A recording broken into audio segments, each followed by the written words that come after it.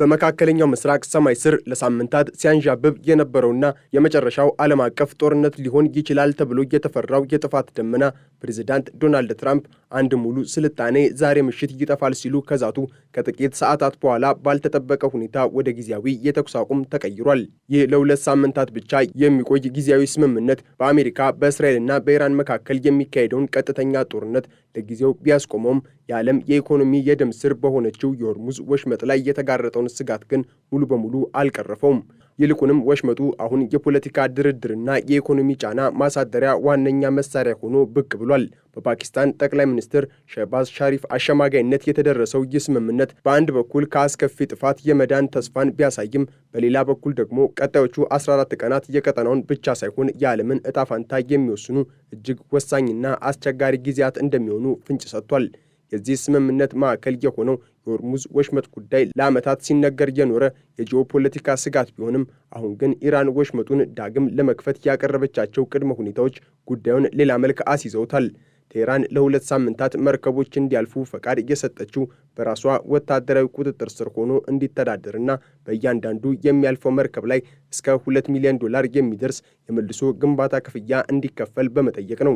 ይህ አካሄድ በዓለም አቀፍ የባህር ላይ ሕግና በነፃ የንግድ እንቅስቃሴ ላይ ትልቅ ጥያቄን የሚያስነሳ ቢሆንም የነዳጅ ዋጋ ንረት ያስቆጫቸው ምዕራባውያን አገራት ግን ለጊዜው ምርጫ ያጡ ይመስላሉ። ኢራን ይህንን ወሽመጥ እንደ ታጋች በመያዝ በጦርነቱ የደረሰባትን ውድመት ለመጠገንና የታገዱባትን ቢሊዮን ዶላሮች ለማስለቀቅ እንደ ዋነኛ መደራደሪያ እየተጠቀመችበት ትገኛለች። ፕሬዝዳንት ትራምፕ መጀመሪያ ላይ የኢራንን ባለ 10 ነጥብ እቅድ የማይሰራ ብለውት የነበረ ቢሆንም በኋላ ላይ ግን ለድርድር የሚሆን መሰረት ነው ማለታቸው ዋሽንግተን በኢኮኖሚ ጫናው ሳቢያ አቅሟን እያለዘበች ለመሆኑ ማሳያ ተደርጎ ይወሰዳል። የሆርሙዝ ዕጣ ፈንታ አሁንም በሁለት ስለታም ቢላዎች መካከል ይገኛል። በአንድ በኩል ኢራን ወሽመጡን እንደ ኢኮኖሚ ምንጭና እንደ መከላከያ ጋሻ ልትጠቀምበት ትፈልጋለች። በሌላ በኩል ደግሞ እስራኤልና አሜሪካ የኢራን ወታደራዊ ቁጥጥር በወሽመጡ ላይ መጠናከሩን በቀላሉ ይቀበሉታል ተብሎ አይታሰብም። እስራኤል በተለይ ይህ የተኩስ አቁም በሊባኖስ ያለውን የሂዝቦላ ዘመቻ የማይመለከት መሆኑን በግልጽ ማስታወቋ የኢራን ደጋፊ የሆኑ ኃይሎች በሌሎች ግንባሮች ጥቃታቸውን እንዲቀጥሉ ሊያደርጋቸው ይችላል። ይህም በሆርሙዝ በኩል የሚደረገውን የንግድ ልውውጥ በማንኛውም ሰዓት ሊያስተጓጉል የሚችል የጸጥታ ስጋት ነው። የኢራን የውጭ ጉዳይ ሚኒስትር አባስ አራቺ መርከቦች የሚያልፉት ከኢራን ጦር ጋር በመቀናጀት መሆኑን መግለጻቸው ቴህራን በወሽመጡ ላይ ያላትን የበላይነት በዲፕሎማሲያዊ መንገድ እያጸናች መሆኑን ያሳያል። በቀጣይ የሚጠበቁ ስጋቶችን ስንመለከት ትልቁ ስጋት የሁለቱ ወገኖች የሰላም እቅዶች እርስ በርስ የሚቃረኑ መሆናቸው ነው። ኢራን ያቀረበችው ባለ 10 ነጥብ እቅድ ጠንካራና ሰፊ ፍላጎቶችን የያዘ ነው። ሙሉ በሙሉ ማዕቀብ እንዲነሳላት፣ የአሜሪካ ጦር ከቀጠናው እንዲወጣ፣ የታገዱ ገንዘቦቿ እንዲለቀቁና ለደረሰባት ውድመት ካሳ እንዲከፈላት ትጠይቃለች።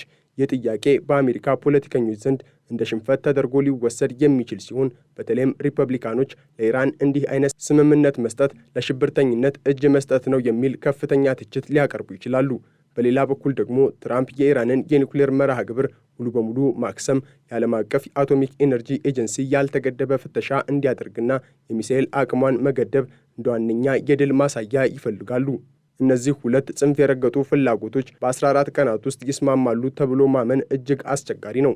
በተጨማሪም በቴህራን አደባባዮች ላይ የሚታየው ህዝባዊ ቁጣና ሞት ለአሜሪካ የሚለው መፈክር የኢራን መሪዎች ወደ ስምምነት ቢመጡ እንኳን በሀገር ውስጥ ካሉ አክራሪ ኃይሎች ሊገጥማቸው የሚችለውን ጫና ያሳያል። የኢራን ከፍተኛ ምክር ቤት ስምምነቱን በጦር ሜዳው ላይ የተደገመው ድል በፖለቲካውም ይደገማል በማለት የገለጸው የሀገር ውስጥ ቁጣን ለማርገብና የጦርነቱን ኪሳራ ለመሸፈን የተጠቀመበት ዘዴ ይመስላል። በሁለቱ ሳምንታት ውስጥ አንዳች ስህተት ቢፈጠር፣ ለምሳሌ አንዱ መርከብ በወሽመጡ ላይ ጥቃት ቢሰነዘርበት ወይም አንዱ ወገን ስምምነቱን አፈረሰ ተብሎ ቢታሰብ ትራምፕ ዛሬ ምሽት ይፈጸማል ያሉትን ዛቻ ዳግም የማንቀሳቀስ እድሉ ሰፊ ነው። ትራምፕ ወታደራዊ ግቦቻችንን አሳክተናል በማለት ጦርነቱን ለማቆም የሚያስችል የፖለቲካ መውጫ ቢፈልጉም በሜዳው ላይ ያለው እውነታ ግን ኢራን አሁንም የኒውክሌር አቅሟን እንዳልተወችና የሚሳኤል አቅሟ ሙሉ በሙሉ እንዳልጠፋ ያሳያል። ቢሆንም ግን በዚህ አስፈሪ ድባብ ውስጥ አንዳንድ የመልካም ነገሮች ጭላንጭልም ይታያሉ። ከሁሉም በላይ ለሳምንታት ሲካሄድ የነበረው ከፍተኛ የአየር ድብደባና የሚሳኤል ጥቃት መቆሙ በሺዎች የሚቆጠሩ ንጹሐንን ሕይወት ከመቅጠፍ ይታደጋል። በኢራን ብቻ ከ1900 በላይ ሰዎች መሞታቸው የሚነገር ሲሆን ጦርነቱ ቢቀጥል ኖሮ ይህ ቁጥር በ10 ሺዎች ሊቆጠር ይችል ነበር። የሆርሙዝ ወሽመጥ በከፊልም ቢሆን መከፈቱ በዓለም አቀፍ ደረጃ ሽቅብ ሲወነጨፍ የነበረውን የነዳጅና የሸቀጦች ዋጋ በማረጋጋት ረገድ ትልቅ ሚናን ይጫወታል። የዓለም ኢኮኖሚ ከኮቪድ-19ና ከዩክሬን ጦርነት በኋላ ገና ማገገም ሳይጀምር በዚህ የኃይል አቅርቦት ቀውስ መመታቱ ለብዙ ሀገራት መፈራረስ ምክንያት ሊሆን ይችል ነበር። ፓኪስታን እንደ መካከለኛ ኃይል በሁለቱ ቀንደኛ ጠላቶች መካከል የፈጠረችው የንግግር ድልድይ ወደፊት ለሚመጡ ዘላቂ የሰላም ውይይቶች እንደ መነሻ ሊያገለግል ይችላል። ጠቅላይ ሚኒስትር ሻህባዝ ሻሪፍ በኢስላማባድ ለሚደረገው ድርድር ሁለቱንም ወገኖች መጋበዛቸው ከቀጥተኛ ወታደራዊ ግጭት ይልቅ ወደ ጠረጴዛ ዙሪያ ንግግር ለመመለስ የተደረገ ትልቅ እርምጃ ነው። ኢራንም ቢሆን የኒውክሌር መሳሪያ ለመስራት ፍላጎት የለኝም የሚለውን ነጥብ በ10 ነጥብ እቅዷ ውስጥ ማካተቷ ለምዕራባውያን ስጋት ምላሽ ለመስጠት ያላትን ዝግጁነት ሊያሳይ ይችላል። ምንም እንኳን ይህ ንግግር ለፖለቲካ ፍጆታ ሊሆን ቢችልም በይፋዊ ሰነድ ላይ መስፈሩ ግን ለድርድር በር ከፋች ነው። የዚህ ጦርነት ሌላው ገጽታ በኢራን ውስጥ ያለው የፖለቲካ መረጋጋት ነው። በቴህራን ጎዳናዎች ላይ የሚታዩት ሰልፈኞች የመንግስትን ድል ቢዘምሩም ጦርነቱ ያስከተለው የኢኮኖሚ ውድመት ግን ለኢራን መንግስት ትልቅ ስጋት ነው። የኤሌክትሪክ ኃይል ማመንጫዎች፣ ድልድዮችና የነዳጅ ማጣሪያዎች መመታታቸው የኢራንን ሕዝብ ለከፍተኛ ችግር ዳርጎታል። ይህ የተኩስ አቁም ለኢራን መንግስት የትንፋሽ ማግኛ ጊዜ ነው። ነገር ግን እስራኤል በዚህ ስምምነት ላይ ያላት ጥርጣሬና በሊባኖስ የምታካሄደውን ጦርነት አለማቆሟ ስምምነቱን በቀላሉ ሊያፈርሰው ይችላል። ጠቅላይ ሚኒስትር ቤንያሚን ኔታንያሁ የተኩስ አቁሙን ቢደግፉም ሊባኖስን አይጨምርም ማለታቸው በሶሪያና በሊባኖስ በኩል የሚደረጉ ግጭቶች የኢራንን ቀጥተኛ ተሳትፎ ሊጋብዙ እንደሚችሉ ያሳያል።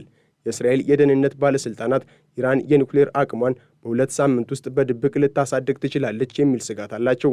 በሌላ በኩል ደግሞ የኢራን ደጋፊ የሆኑ ኃይሎች በየመንና በኢራቅ ሆነው በአሜሪካ የጦር ሰፈሮች ላይ ጥቃት ቢሰነዝሩ አሜሪካ ለተኩስ አቁሙ ያላትን ቁርጠኝነት ልታጥፍ ትችላለች። ይህ ደግሞ የሆርሙዝ ወሽመጥ ዳግም እንዲዘጋና የከፋ የአየር ድብደባ እንዲጀመር ያደርጋል። በኢስላማባድ በሚደረገው ድርድር ላይ የሁለቱ ወገኖች ፍላጎት እንደ ዘይትና ውሃ የማይቀላቀል ሆኖ መታየቱ ለሰላሙ ጉዞ ትልቅ ጋሬጣ ነው። ኢራን ያቀረበችው ባለ 10 ነጥብ እቅድ በይዘቱ የተሸናፊ ጥያቄ ሳይሆን የባለድል ድርድር ይመስላል። ቴህራን በጦርነቱ ሳቢያ የወደሙባትን መሠረተ ልማቶች ለመጠገን የሚያስችል ካሳ ከመጠየቋን ባለፈ የአሜሪካ ጦር ቀጠናውን ለቆ እንዲወጣ መወትወቷ ትልቅ የፖለቲካ ቁማር ነው። ይህ ጥያቄ በተለይ ለፕሬዝዳንት ትራምፕ የአሜሪካን ፈርስት ፖሊሲ ፈታኝ ነው። በአንድ በኩል ትራምፕ አሜሪካን ከማያልቁ የቀጠናው ጦርነቶች ማውጣት ይፈልጋሉ። በሌላ በኩል ደግሞ በኢራን ዛቻ ምክንያት መውጣት እንደ ሽንፈት ሊቆጠርባቸው ይችላል። በዚህ መሃል የሆርሙዝ ወሽመጥ የክፍያ ተመን ጉዳይ ሌላው አነጋጋሪ ነጥብ ነው። በእያንዳንዱ መርከብ ላይ የሚጣለው የ$20 ሚሊዮን ክፍያ ኢራን በጦርነቱ ሳቢያ ያጣችውን የነዳጅ ገቢ በቅጽበት ለመተካት ያቀደችበት ዘዴ ነው። ይህ አሰራር በዓለም አቀፍ የባህር ላይ ነጻነት ስምምነት መሠረት ሕገወጥ ሊባል ቢችልም ቴህራን ግን ለደረሰብኝ ጥቃት ካሳ ካልተከፈለኝ ወሽመጡ አይከፈትም በሚል አቋሟ የዓለምን የንግድ ማኅበረሰብ አንገት ይዛለች። ይህ ደግሞ በድርድር ሂደቱ ላይ ዋሽንግተን ብቻ ሳትሆን የነዳጅ ፈላጊዎቹ አውሮፓና እስያም በኢራን ላይ ጫና እንዲያሳድሩ ወይንም አሜሪካን ለስምምነት እንዲገፋፉ የሚያደርግ ስልታዊ አካሄድ ነው። የዚህ የተኩስ አቁም ስምምነት ትልቁ ክፍተት እስራኤልንና የሊባኖስን ግንባር አለማካተቱ ነው። ጠቅላይ ሚኒስትር ቤንያሚን ኔታንያሁ የተኩስ አቁሙ ሊባኖስን አይመለከትም ማለታቸው በሶሪያና በሊባኖስ ድንበር ላይ የሚካሄደው ግጭት ተጠናክሮ እንደሚቀጥል ማሳያ ነው። ይህ ደግሞ ለኢራን ትልቅ ስጋት ነው። ኢራን የስትራቴጂክ ጥልቀት መከላከያ የምትላቸውን እንደ ሄዝቦላህ ያሉ ኃይሎች በእስራኤል ሲመቱ ዝም ብላ ትመለከታለች ብሎ ማሰብ ይከብዳል። ስለዚህ በሁለቱ ሳምንታት ውስጥ እስራኤል በሊባኖስ የምታደርገው ጥቃት ቢጨምር ኢራን በምላሹ የተኩስ አቁሙን ጥሳ በሆርሙዝ በኩል አዲስ እርምጃ ልትወስድ ትችላለች። በተጨማሪም የፓኪስታን ሚና እዚህ ጋር ሊሰመርበት ይገባል። ፓኪስታን ከኢራን ጋር ያላት የጎረቤትነት ትስስርና ከአሜሪካ ጋር ያላት ወታደራዊ ግንኙነት ለሽምግልናው ተመራጭ አድርጓታል። ነገር ግን የሳውዲ አረቢያና የሌሎች የባሕረ ሰላጤው ሀገራት ዝምታ ሌላ ስጋትን አጭሯል። ኢራን በሳውዲ የነዳጅ መሠረተ ልማቶች ላይ ጥቃት ከፈጸመች በኋላ እነዚህ ሀገራት በኢራን ላይ የሚወሰደው ወታደራዊ እርምጃ እንዲቀጥል ፍላጎት ሊኖራቸው ይችላል። ትራምፕ እነዚህን የአረብ አጋሮቻቸውን ሳያማክሩ ለኢራን የሰጡት የ2 ሳምንት ዕድል በቀጠናው የአሜሪካ አጋሮች መካከል ቅሬታን ሊፈጥር ይችላል። የመጀመሪያው ተግዳሮት የመተማመን እጥረት ነው። አሜሪካ ኢራን የተኩስ አቁሙን ተጠቅማ የኒውክሌር ማበልጸጊያ ቦታዎቿን ወደ ጥልቅ ዋሻዎች እንደገና ታደራጃለች ብላ ትሰጋለች። ኢራን ደግሞ አሜሪካ ድንገተኛ ጥቃት ለመሰንዘር ኃይሏን እያሰባሰበች ነው ብላ ትጠረጥራለች። እንዲህ ባለው የጥርጣሬ ድባብ ውስጥ የሚደረግ ድርድር ለማንኛውም ትንኮሳ የተጋለጠ ነው። ሁለተኛው ተግዳሮት የኢኮኖሚ ጫና ነው። የነዳጅ ዋጋ መረጋጋት ለትራምፕ ፖለቲካዊ ድል ቢሆንም በኢራን ላይ የተጣሉ ማዕቀቦችን ማንሳት ግን በኮንግረሱ በኩል ከፍተኛ ተቃውሞ ይገጥመዋል። ትራምፕ መጥፎ ስምምነት አላደርግም የሚለውን የቆየ አቋማቸውን ጠብቀው እንዴት ለኢራን የኢኮኖሚ መተንፈሻ እንደሚሰጡ ግልጽ አይደለም። በኢስላማባድ የሚጀመረው የፊት ለፊት ድርድር ከመጀመሩ በፊት በዋሽንግተን እና በቴህራን መካከል ያለው የቃላት ጦርነትና የተኩስ አቁም አተረጓጎም በራሱ እጅግ የተራራቀ ነው። ኢራን ይህንን የተኩስ አቁም እንደ ወታደራዊ ድልና የአሜሪካ እብሪት መሰበር አድርጋ ለሕዝቧ እያቀረበችው ትገኛለች። በተለይም የኢራን ከፍተኛ ብሔራዊ የደህንነት ምክር ቤት በሜዳው የተገኘው ድል በፖለቲካው ጠረጴዛም ይደገማል ማለቱ ቴህራን በድርድሩ ወቅት ለአንዳችም ስምምነት ዝቅ ላለማለት ያላትን ቁርጠኝነት ያሳያል። ይህ ደግሞ ለፕሬዝዳንት ትራምፕ ትልቅ ፈተና ነው። ትራምፕ ሁሉንም ወታደራዊ ግቦች አሳክተናል የሚለውን ትረካ ለደጋፊዎቻቸው ቢነግሩም በተግባር ግን የኢራን የኒውክሌር ተቋማት አሁንም ሙሉ በሙሉ አለመውደማቸውና የኢራን የባህር ኃይል በሆርሙዝ ላይ ያለው የበላይነት አለመላላቱ የትራምፕን ንግግር ጥያቄ ውስጥ ይከቷል። እዚህ ጋር ነው የሆርሙዝ ወጥመድ ትርጉም የሚሰጠው። ኢራን ወሽመጡን ዳግም ለመክፈት የምታስከፍለው የ$2 ሚሊዮን የመልሶ ግንባታ ክፍያ በዘመናዊው ዓለም አቀፍ የንግድ ታሪክ ታይቶ የማይታወቅ የባህር ላይ ወንበዴነት ወይም ሕጋዊ ዘረፋ ተደርጎ ሊወሰድ ይችላል። ነገር ግን ይህ ክፍያ ለኢራን የኢኮኖሚ ሕልውና ወሳኝ ነው። ጦርነቱ የኢራንን የነዳጅ መሠረተ ልማቶች ክፉኛ ስለመታቸው ቴህራን አገሪቱን መልሳ ለመገንባት በአስቸኳይ ቢሊዮኖች ያስፈልጓታል። አሜሪካ የታገዱ የኢራን ገንዘቦችን ካለቀቀች ኢራን ይህንን ገንዘብ ከዓለም አቀፍ የመርከብ ድርጅቶች በንግድ ለመሰብሰብ መወሰኗ ድርድሩን ወደ ኢኮኖሚ ጦርነት ሊቀይረው ይችላል። በዚህ የታሪክ ሂደት ውስጥ የእስራኤል ሚና እጅግ ውስብስብ ነው። ጠቅላይ ሚኒስትር ቤንያሚን ኔታንያሁ የትራምፕን ውሳኔ እንደሚደግፉ ቢገልጹም እስራኤል ግን በኢራን ላይ የሚሰነዘረው ጥቃት እንዲቆም ከልቧ አትፈልግም የሚሉ ትንታኔዎች እየወጡ ነው። እስራኤል የኢራን የኒውክሌር ፕሮግራም በአንድ ምሽት እንዲጠፋ ትፈልጋለች። ትራምፕ ግን ለ2 ሳምንት ዕድል መስጠታቸው እስራኤልን ስጋት ላይ ጥሏታል። በመሆኑም እስራኤል በተኩስ አቁሙ ያልተካተተውን የሊባኖስ ግንባር በመጠቀም በሂዝቦላ ላይ የምታደርገውን ጥቃት በማጠናከር ኢራንን ወደ አዲስ ምላሽ ልትጋብዛት ትችላለች። የውክልና ጦርነት ስጋትም እዚህ ጋር የሚነሳ ነው። በይፋ የተኩስ አቁም ቢታወጅም በሳይበር ምህዳር ወይንም በስውር ወኪሎች አማካኝነት የሚደረጉ ጥቃቶች ሊቀጥሉ ይችላሉ።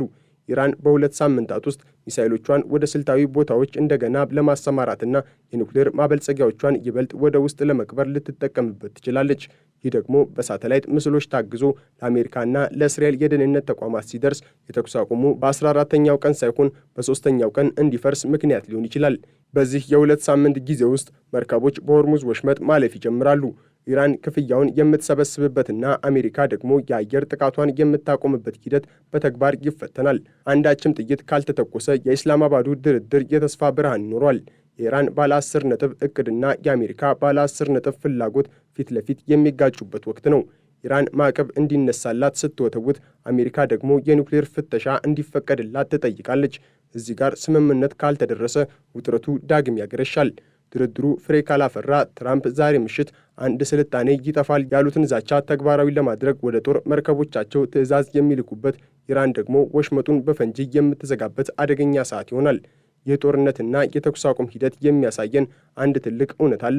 የዓለም ሰላም በጥቂት ግለሰቦች ስሜትና ውሳኔ ላይ የተንጠለጠለ መሆኑን ነው። የ2000 ዓመታት ታሪክ ያላት የፋርስ ስልጣኔ በአንድ ጀንበር እንድትጠፋ መዛቱ በዓለም አቀፍ ሕግና በሰብአዊነት ላይ የተሰነዘረ ትልቅ ጥቃት ነው። በተመሳሳይ የዓለምን ኢኮኖሚ አንቆ በመያዝ ንጹሐን በረሃብና በዋጋ ንረት እንዲቆሉ ማድረግም የኢራን መንግሥት የፈጸመው ስህተት ነው። የሆርሙዝ ወሽመጥ የ2 ሳምንት ዕጣ ፈንታ የዓለም መሪዎች ከመጥፋት ይልቅ ግንባታን፣ ከጦርነት ይልቅ ዲፕሎማሲን የሚመርጡበት አጋጣሚ መሆን አለበት። ጦርነቱ ቢቀጥል የሚጠፋው የኢራን ስልጣኔ ብቻ ሳይሆን የአሜሪካም የሞራል የበላይነትና የቀጠናው መረጋጋት ጭምር ነው። የሰው ልጅ በ21ኛው ክፍለ ዘመን እንዲህ ያለው እልቂት ሊያስተናግድ የሚችል ትከሻ የለውም። በመሆኑም የሁለቱ ሳምንታት የሰላም ጭላንጭል ወደ ዘላቂ የሰላም ፀሐይነት እንዲቀየር የዓለም አቀፉ ማህበረሰብ ጫናና የሁለቱ ወገኖች ብልህነት አሁንም ብቸኛው ተስፋ ሆኖ ቀጥሏል። የሆርሙዝ ወጥመድ በሰላም ተፈቶ የሰላም መርከቦች ያለ ክፍያና ያለ ስጋት የሚጓዙበትን ቀን ማየት የታሪክ ናፋቂዎች ምኞት ነው።